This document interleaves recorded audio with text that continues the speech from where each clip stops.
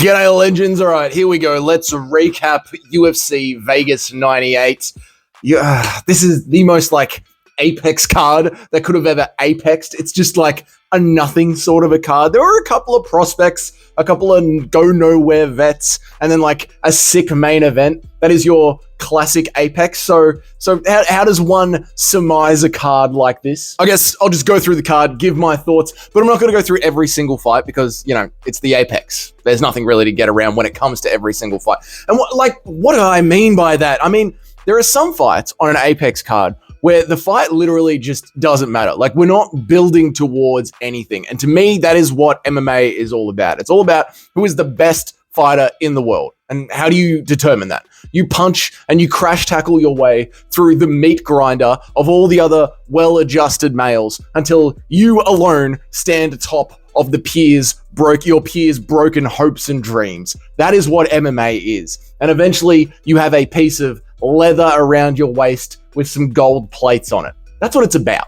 And when a fight isn't part of that journey, I just truly don't care. I just don't care. I mean, sometimes there are exceptions. I will watch Conor versus Nate Diaz 3. But you know what I mean. Most of the time, I just don't care.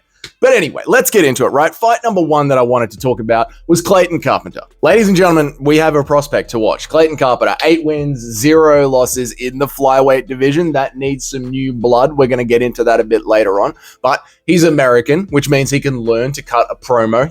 He already knows the language of English. He just needs to get a little bit of personality going. I liked the choke. I liked the fight. That was all good stuff. Next fight after that one was a brand new future GOAT of the sport. As Cody Haddon. Cody Haddon looked bloody sick everywhere, mate. Now, look, I know you could say he looked good against a guy that you should look good against, but he showed that he has a 100% solid base for everything when it comes to MMA. He knew how to get back up. He threw a couple of takedowns himself. And the boxing, ladies and gentlemen, can we please talk about the boxing? He knows how to sit down on his shots and find those sick body headshot combinations that I absolutely love. He's the right age for the sport. I love it. Now, he did fade a little bit, so you could say that we need to work on the cardio, but it was a high-paced fight, so just work on the cardio a little bit. You know what I mean? Get a few more nights in with the misses, get that pumping going, get the cardio up, and she'll be right, mate. It'll be absolutely beautiful. The next fight that I wanted to talk about, oh my God, was the most apex fight we could ever experience. Tougher versus the other bloke, the MMA Joey looking bloke. This fight is the reason when UFC athletes say that they deserve to be paid more, like say an NBA or an NFL star, this is the fight to point to and say, these people, they are not worth it. You are not worth what an NBA athlete is worth. Just facts. Fat, 4 minutes of cardio, apexing as much as the apex.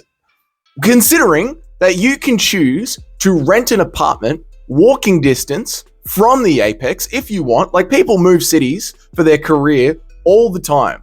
You can choose to live walking distance from the apex. You can eat there for free. You might put them out of business with the way you two look. You can train there for free. You can get your medical there for free. You can get your recovery there for free. You can get your coaching there for free. You can get all of that for the apex.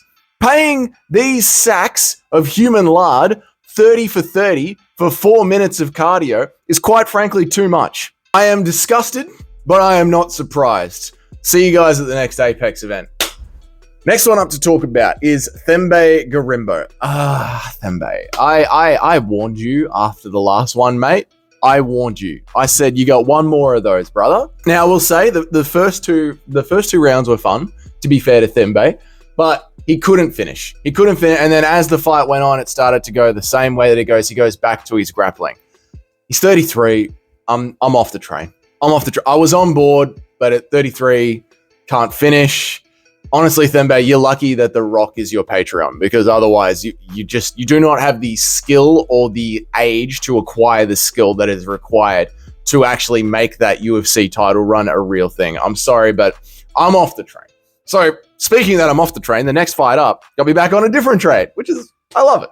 Who needs to be on the Thembe Garimbo train? All aboard the Ramazan Tamirov train. That's right. He's in flyweight. He is a sick prospect in a division that needs one. So this is awesome to see.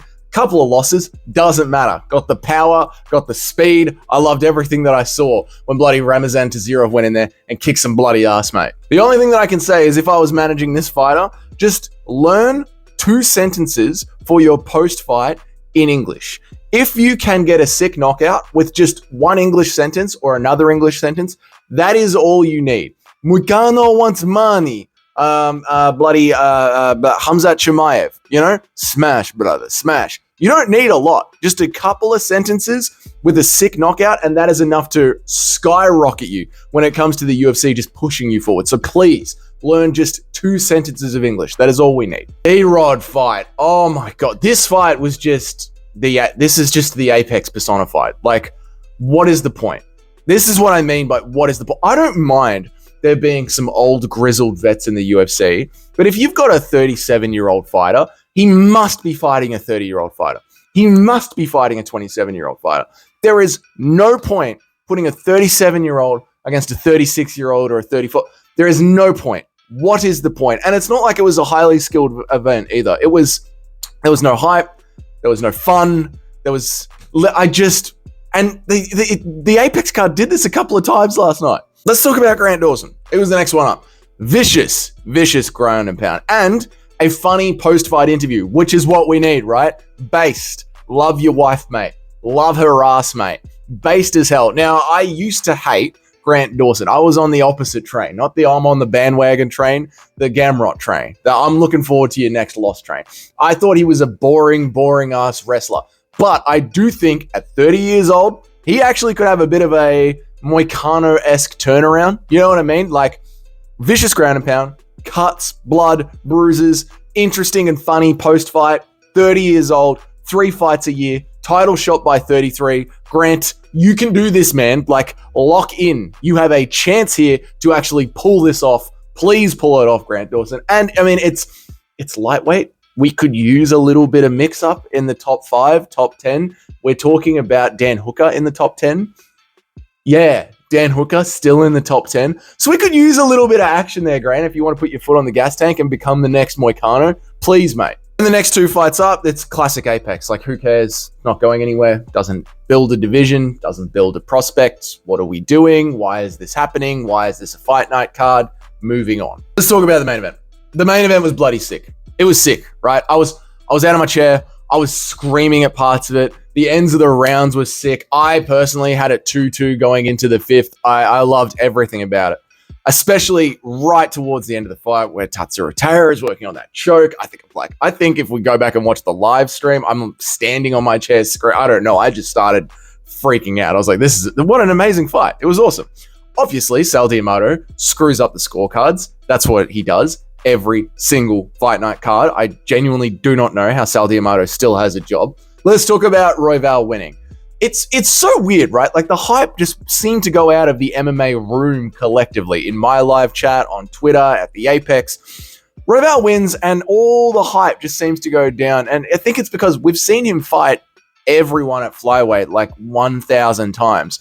But what I don't really get about that is we had the same thing with Max Holloway, and people still loved Max Holloway.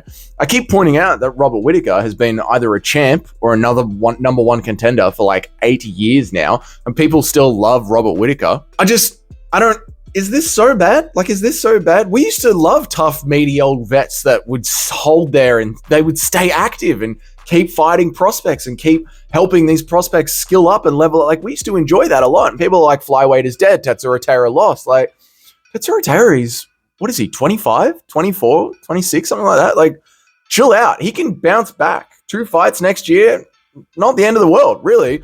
And is flyweight still one of the worst divisions in the UFC? Yes, one of them. But, I mean, just on tonight alone, there was 2 brand new prospects out of the gate. They're young. They can build. It's not so bad at flyweight. I don't know why people are hating this Royval win so much, especially now that Kaya Sakura is going to be fighting for the belt. There is still a chance to mix things up. I don't know. Again, you look at Holloway, you look at Whittaker, I don't understand the hate for Royval that much. It was a fun fight. It was an exciting fight.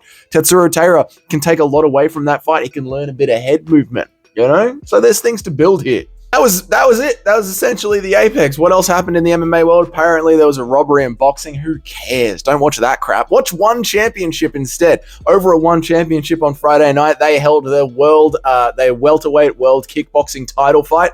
It was sick. It was a 5-round war. If you want to watch it, hit me up in the Discord. I will send you a link. It was awesome. Bloody follow one, mate. Also, if you were watching along with me on the live stream, the UFC Vegas Fight Night Rinse and Repeat, we did a little experiment of actually playing some One Championship fights on the stream, and the stream crashed, but they didn't give me a copyright strike. So I'll update everyone who watches the live streams next time there's a live streams. But it looks like we will be able to watch one fights on the streams. Pretty fun. That's it for today's video. If this is your first time here, I try and make an MMA video every single day. So why don't you go ahead and hit that subscribe button if you're looking for some new MMA content. Otherwise, if you are on board with the channel, hit that like button. That helps grow this channel. I try and do 3 live streams a week. You guys know that. Let me start again. I try and make an MMA video every single day. I do 3 live streams a week. I watch the Fight Night cards live with all of you. We have debates in the mass streams about who's the best boxer in the UFC, who's the best kicker in the UFC, who's the rightful pound for pound. It's a bloody good time. Until then, you guys have yourselves a great day, and I'll see you all in the next video.